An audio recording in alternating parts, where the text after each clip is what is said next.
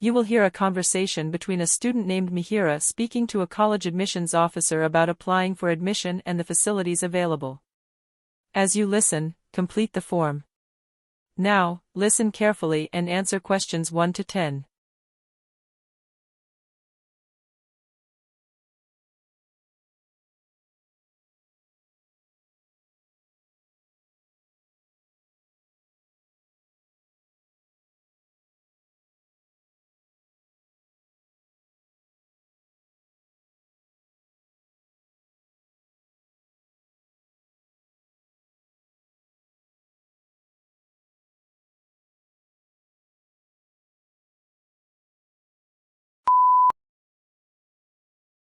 Good morning.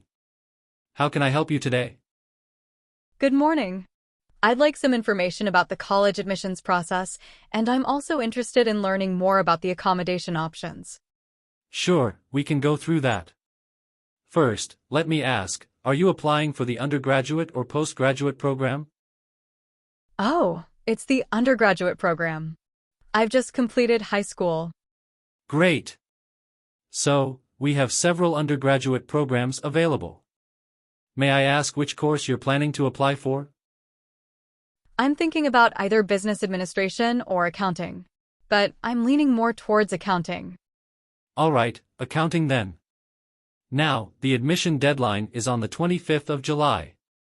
Or wait, no, sorry, it's actually the 15th of July. Yes, the 15th is the final date. Oh, that's a bit earlier than I thought. I'll make sure to get everything ready by then. Is there a separate form for accommodation, or is it part of the main application? Oh, good question. Accommodation is actually a separate form. You can fill it out online once you've been accepted into the program. You'll need to submit that by the 10th of August, actually, no, sorry, the 20th of August. Yes, the 20th of August is the deadline. Okay, got it. So, what are the accommodation options like? We have two types of accommodations, the single room option and the shared room option. The single rooms are in high demand, so you'll need to apply early for those. I think I'd prefer the shared room. It seems more affordable. Yes, the shared room is definitely a more economical choice. The cost for a shared room is $350 per month, whereas the single room is $550. Or wait, actually, no, I think it's $500 for the single room, not $550. Sorry for the confusion. Oh, I see. I'll definitely stick with the shared option then. And what about other facilities? Do students have access to the gym? Yes, we have a gym, but it's not included in the accommodation fee. You'd have to pay separately for that. The gym membership is $40 per month. Or, if you pay for the whole semester in advance, it's $100. I'll probably just pay monthly. I'm not sure if I'll use it regularly. That's fair. You can decide later if you want to pay semester-wise. Also, speaking of other facilities, all rooms have access to the internet, and laundry services are provided as well. But, the internet usage is capped at 200 gigabytes per month. If you need more, you can top up for an additional fee. Oh, so the laundry is free? No, it's not. You'll need to pay for the laundry separately, but the internet is included. Laundry costs $2 per load, or you can pay a flat fee of $25 per month if you do a lot of laundry. I'll have to think about which option would be better for me. Is there anything else I should be aware of regarding the accommodation? Yes. A security deposit of $200 is required and you book the room, which is refundable at the end of your stay. But that's only if no damages are found in the room. If there are any damages, the cost will be deducted from the deposit. Oh, I see. That makes sense. So, I need to submit the deposit by the 20th of August as well? No. The deposit must be submitted by the 1st of September, well before you move in. All right. Thanks for clearing that up. Lastly, how long does the admission process usually take once I submit my application? Well, it typically takes around 3 weeks to process everything. But, during the peak period, it could take up to a month. Okay, I'll keep that in mind. Thanks for all the information. You're welcome.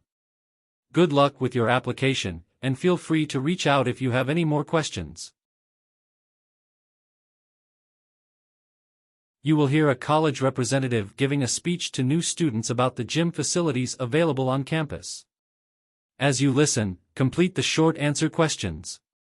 Now, listen carefully and answer questions 11 to 16.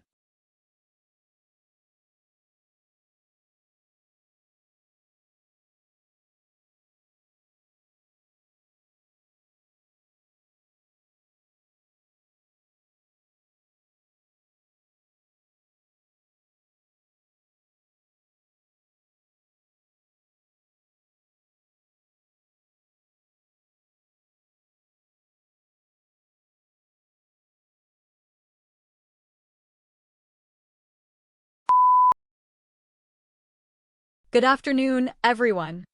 I hope you're all settling in well. Today, I'm here to give you some information about the gym facilities that we offer at the college. If you're someone who likes to stay fit, or if you're thinking of starting a new workout routine, you'll definitely want to take advantage of what we have here. First, let me tell you where the gym is located.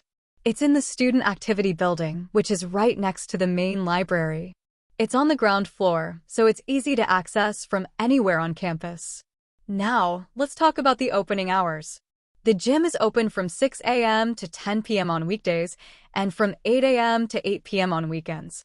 This should give you plenty of flexibility to fit a workout into your schedule, whether you prefer exercising early in the morning or late in the evening.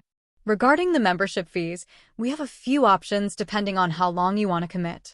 A monthly membership costs $40, which is quite affordable, but if you prefer to pay for the whole semester, you'll save some money. The semester rate is $100, so you'll be saving $60 if you go for that option. As for the equipment, we have a wide variety of machines and free weights. There are 20 treadmills, 15 stationary bikes, 10 rowing machines, and a large selection of dumbbells and barbells. For those of you who prefer group activities, we also offer fitness classes. These classes include yoga, Pilates, spinning, and Zumba. You don't need to pay extra for these. They're included in your membership. For those of you who are serious about weight training, we have a separate weight room with squat racks, bench presses, and cable machines. This area is quite popular, so we recommend reserving your spot in advance, especially during peak hours, which are between 5 p.m. and 7 p.m. Now, I know some of you might be wondering about personal training. Yes, we do offer personal training services, but these come at an additional cost. A single session with a personal trainer costs $30. However, if you're thinking of using a trainer regularly, we offer packages that will save you some money. For example, you can get 10 sessions for $250. And lastly, for your convenience, we have locker rooms with showers, so you don't have to worry about heading back to your dorm sweaty after a workout. Just remember that you'll need to bring your own lock for the lockers, as we don't provide those. That's all the basic information about our gym. I encourage all of you to check it out, whether you're a fitness enthusiast or just looking for a way to stay active. If you have any other questions, feel free to ask the staff at the gym reception. They'll be happy to assist you. Thank you, and I hope to see you at the gym soon. You will hear a campus facilities manager giving a speech to new students about vehicle parking facilities on the college campus. Now, listen carefully and answer questions 17 to 20.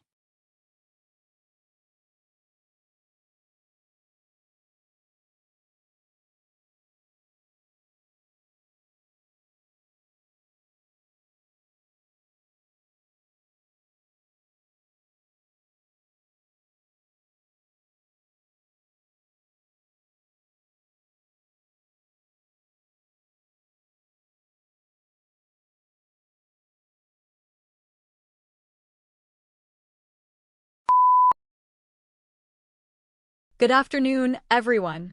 I'd like to talk to you about parking facilities on campus, which is something I know many of you will find important. Whether you have a car, motorcycle, or even a bicycle, it's essential to know where and how to park. First, let's start with car parking. There are several parking zones across the campus, but they're categorized into three main types. The general parking zone is the most common, available for all students, staff, and visitors. It's located on the south side of the campus, near the sports complex. This zone tends to fill up quickly, so if you're arriving later in the day, you might struggle to find a spot. Next, we have the student parking zone, which is specifically for students with a valid student parking permit. This zone is closer to the academic buildings, and it's located near the East Gate. However, this area is a bit smaller, with only 200 spaces, so you'll want to get here early. There's also a daily fee of $3 for using this zone, but if you plan to use it regularly, it might be more economical to buy a monthly permit. The staff parking zone is exclusively for staff members, as the name suggests, and it's located right by the administrative offices. This area isn't open to students at all, so make sure you avoid parking there to prevent fines. Now, for those of you who ride motorcycles, we have a separate motorcycle parking area. It's located behind the library and can accommodate about 50 bikes. The great thing is that parking here is completely free for motorcycle riders, unlike the other zones. However, because space is limited, it's strictly first come, first served. As for bicycles, we encourage students to cycle to campus because it's more sustainable. There are bicycle racks near most building entrances. The largest bicycle parking area is right next to the Student Union building. Bicycle parking is, of course, free, but we strongly advise using a good lock as we've had reports of a few bicycles being stolen in the past. Regarding parking permits, they are mandatory for both cars and motorcycles. You can apply for a permit online through the college website. The student parking permit costs $30 per month, while the motorcycle permit is a bit cheaper at $15 per month. There's no charge for a bicycle permit, but you do still need to register your bike with the college for security reasons. Finally, it's important to note the hours during which parking restrictions are enforced. The general and student parking zones are monitored from 7 a.m. to 8 p.m. on weekdays and from 8 a.m. to 6 p.m. on weekends. Outside of these hours, parking is free, and you don't need to worry about permits. However, overnight parking is not allowed in any of the zones unless you have special permission from the facilities office. I hope this information helps you navigate the parking facilities on campus. If you have any further questions, feel free to contact the facilities department. Thank you. You will hear two university students, Sarah and Ravi, are discussing part-time job opportunities and pay options with a supermarket manager, Mr. Collins. As you listen, match the answers for the following questions. Now, listen carefully and answer questions 21 to 25.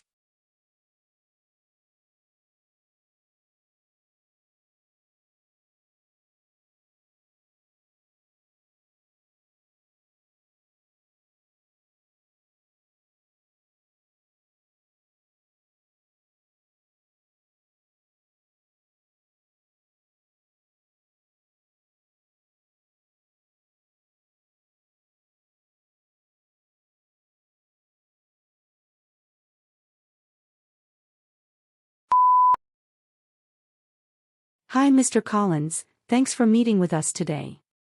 We're really interested in learning more about the part-time positions at your supermarket. I heard from a friend that you have flexible hours. Hi Sarah, Ravi, it's good to meet you both. Yes, we do offer flexible hours, but it depends on the role. We need most of our staff to be available for weekend shifts and some evenings, especially during the busy holiday season. What kind of hours are you both looking for? Well, I'm mostly available on weekends and maybe 1 or 2 evenings during the week, but I'd need to keep most weekdays free for my classes and assignments. Would that be possible? That should work, Ravi. We often have a lot of shifts available on Saturdays, which are our busiest days. We also need staff for early morning restocking shifts. How early can you start? Early mornings might be a bit tricky. I usually need more time to get ready, but I could try to manage a 9 a.m. shift. Although I'm not entirely sure I can commit to every Saturday morning. I could probably do early mornings. I have an 8 a.m. class on weekdays, so I'm used to being up early. Would it be possible to take on a regular morning shift and avoid evenings? I have a lot of late study sessions for my course. Early morning shifts work great for us. We start restocking at 6 a.m., but you can join the shift anytime after that until 10 a.m. However, we do need a few people who are flexible with their hours, especially in case of emergencies. That sounds good, but I'm not sure about restocking. I'd prefer something more customer-focused, maybe at the checkout or helping customers on the floor. Do you have roles like that? We do, but those positions usually go to staff with more experience, since they involve handling money and customer complaints. We're looking for staff to start with restocking or cleaning roles initially, and then you could move up after a few months. How do you both feel about starting in those areas? I'd be fine with that. I'm flexible on the role. But can we talk about pay? I've heard that different shifts have different rates. Yes, that's correct. Early morning shifts have a higher hourly rate because they're harder to fill. You'd be looking at $15 per hour for morning shifts, compared to $12 for afternoon or evening shifts. However, if you work on weekends, the rate jumps to $18 per hour. $18 an hour on weekends? That's tempting. But I'm a bit concerned about whether I'd be able to handle all my coursework and still work weekends. Maybe I could balance it if I stick to one weekend day. It's definitely important to balance your work and studies, and we try to be accommodating. We can always start you on fewer hours, and if you feel comfortable later, you can take on more shifts. That sounds like a plan. So, for early mornings and weekends, I'd be earning more. I think I'd prefer to focus on those shifts. I'll just need to see how I can fit it around my course deadlines. But I'm pretty sure I can manage. It seems like both of you have different needs, and we can work with that. Just keep in mind that availability for peak times, especially weekends and holidays, is what we prioritize. So, it's really about being flexible when we need extra hands. I'll have to think about the restocking role, though. It's not exactly what I was hoping for, but if it's the only option to start, I may try it out. Let me talk to my tutor first to make sure my course load won't be affected. I think I can handle the restocking. Plus, with the extra pay for mornings and weekends, it sounds worthwhile. Great. Well, take your time to decide. We're always looking for new staff, so once you're ready, just apply through our website. And remember, the sooner you're available, the better your chances of getting the shifts you want.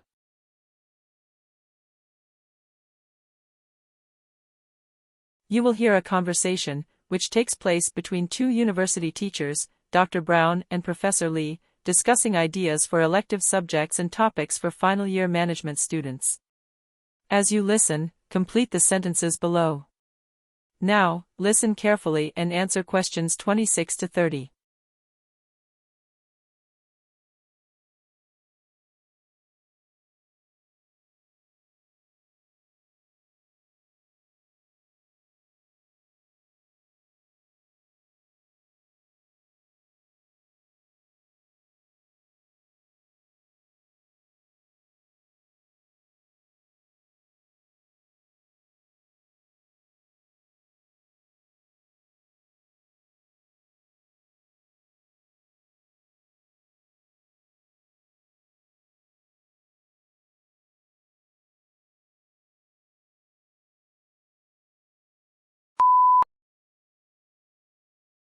Hi, Professor Lee. Thanks for taking the time to discuss elective options for our final year management students. I'm still deciding between a few topics. Have you made any decisions yet? Hi, Dr. Brown. I'm in the same boat. I'm leaning towards offering a course on strategic leadership. It's such a vital skill in today's business world. But I'm also considering entrepreneurial management because It aligns well with current trends. I haven't quite settled on one yet. Oh, interesting. I was thinking of strategic leadership as well, but I've also been looking at corporate social responsibility as an elective. It's increasingly relevant, especially with the recent shifts in global business ethics. I'm just not sure if the students will find it engaging enough. That's a good point. Although I thought you were planning to offer financial risk management. You mentioned it last week, didn't you? Oh, right. Yes, I did mention financial risk management, but after reviewing the student surveys, it seems the interest level wasn't as high as I expected. So, I might drop that idea. I'll probably stick with corporate social responsibility or maybe even innovation management. Innovation management. That would definitely grab the student's attention. But I wonder if there's too much overlap with entrepreneurial management. We wouldn't want to confuse the students with two similar topics. True.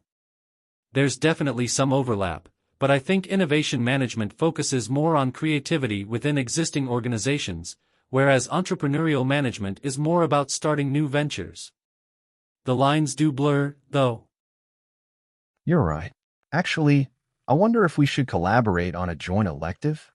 We could create a course that combines elements of strategic leadership and corporate social responsibility. Perhaps call it something like leadership and ethics in business. What do you think? That's an intriguing idea. I'm just not sure how well the two will blend.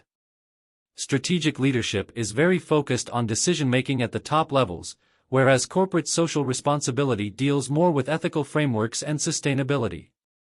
I think they might appeal to different kinds of students. What do you think? I see your point.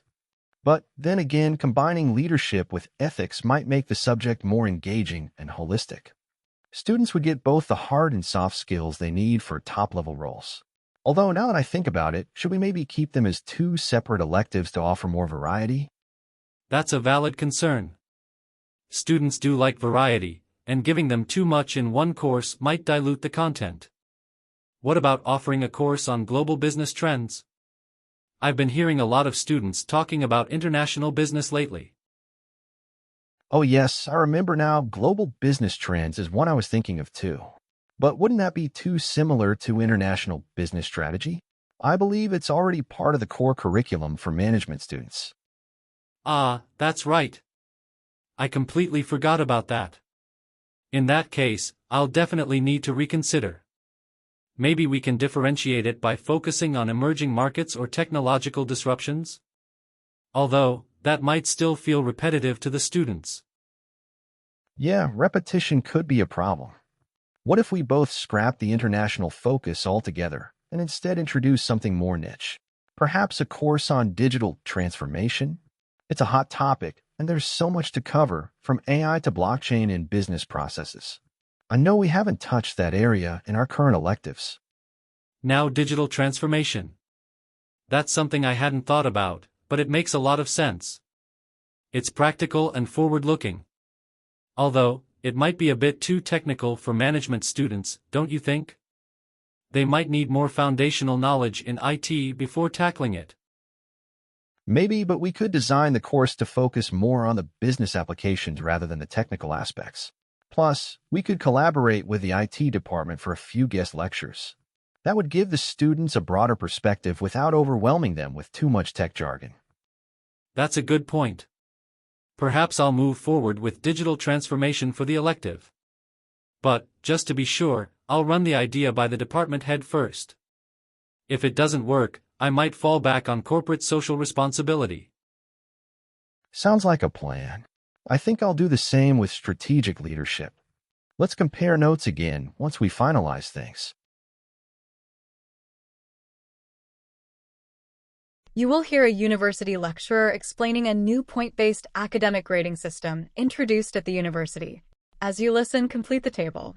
Now, listen carefully and answer questions 31 to 35.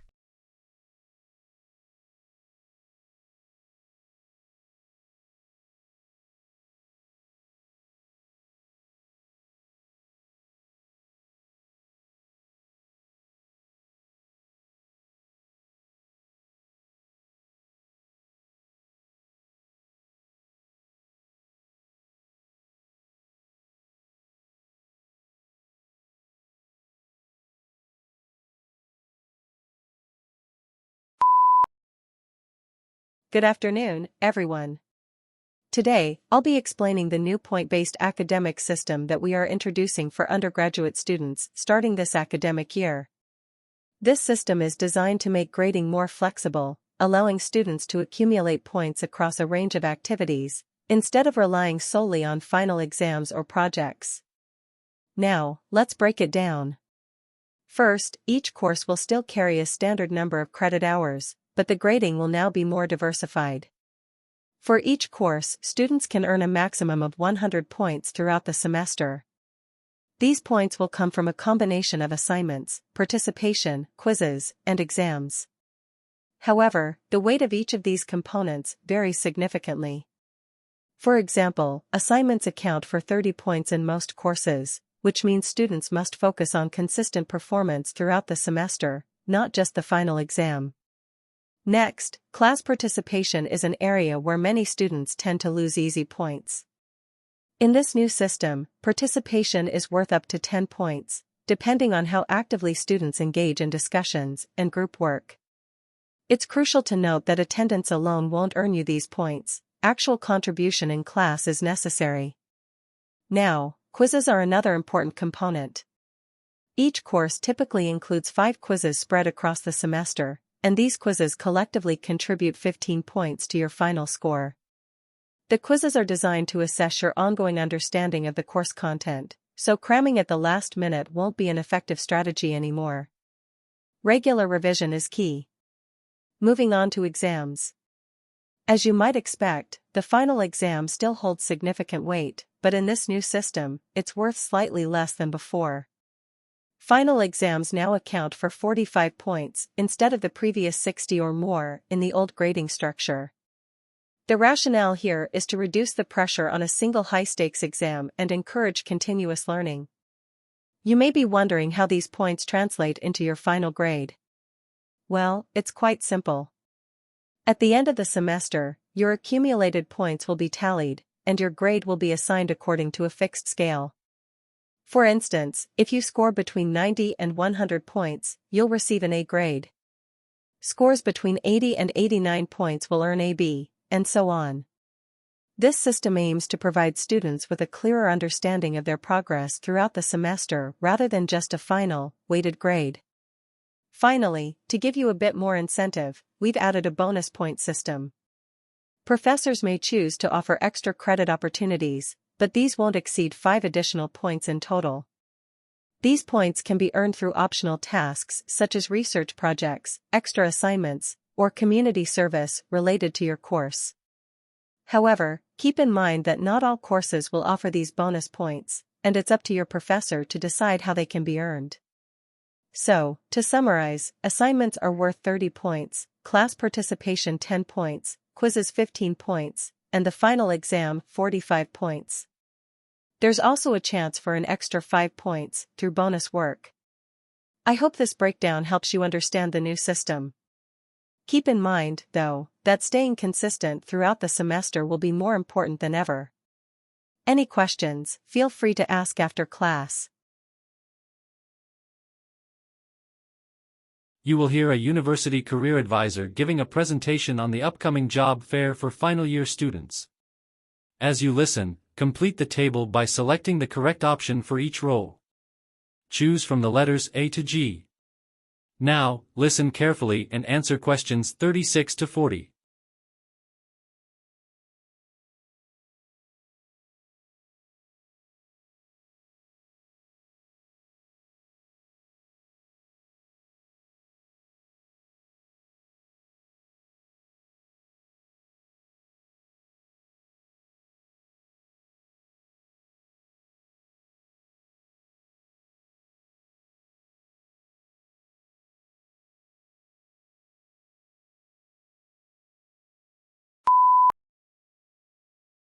Good afternoon, everyone. I'm glad to see so many of you interested in the job fair this year. I'll be giving you an overview of what to expect and how you can make the most of the opportunity. This event is particularly crucial for those of you in your final year, as many companies will be offering graduate positions, internships, and networking opportunities. First, let's talk about the companies that are coming. We've managed to secure participation from over 50 employers, ranging from large multinational corporations to smaller local businesses. Some of the major names attending include Global Tech, which is a leader in software development, EcoCorp, a fast-growing renewable energy company, and Bright Future, an education consultancy firm. Now, Global Tech is primarily interested in IT graduates, but they have also expressed interest in those with strong analytical skills, which could open doors for management students as well. As for EcoCorp, they're targeting students from environmental science and engineering programs. They're looking for people who can work on sustainability projects and develop renewable energy solutions. However, don't assume they're only focused on technical roles. They've mentioned they're also recruiting for project management, so even those without a purely technical background may want to speak with them. Next up, we have Bright Future. They're on the lookout for graduates who have studied education and human resources. But here's the interesting part. They're also keen to meet students with experience in psychology. They've recently expanded their operations to offer career counseling services, which is why they're interested in psychology students. So, even if you haven't studied education directly, there's still an opportunity there. In terms of preparation, you need to make sure you have your CVs ready. Some companies, especially the bigger ones like Global Tech and EcoCorp, will be conducting on-the-spot interviews, so it's important to tailor your CV to the companies you're interested in. You'll also want to bring along multiple copies. I recommend bringing at least 10 copies, even if you only plan to approach a few companies. You never know which new company might catch your attention. For those of you wondering what time to arrive, the job fair will be open from 9 a.m. to 3 p.m. in the University Sports Hall. I strongly suggest arriving early, as some of the most popular employers tend to attract long queues. If you want a good chance to speak with recruiters, aim to be there when it opens. The first 2 hours are usually the least crowded, so that's the best time to make your move. Let's talk about dress code. Although this is an informal event, many employers expect students to dress professionally. Business casual is usually a safe bet, think blazers, smart trousers, and polished shoes. No need to go overboard with full suits, but you do want to make a good first impression. Lastly, I want to emphasize the importance of networking. Even if you're not ready to apply for a job yet, this is a perfect opportunity to build connections. Many employers at the fair are looking for candidates who not only have the right qualifications but also show strong interpersonal skills. Remember, they'll be assessing how you interact with them as much as your CV. That's about it. I hope you all feel prepared and excited for the event. If you have any questions or need help with your CVs, feel free to drop by the career office. I wish you all the best of luck at the fair.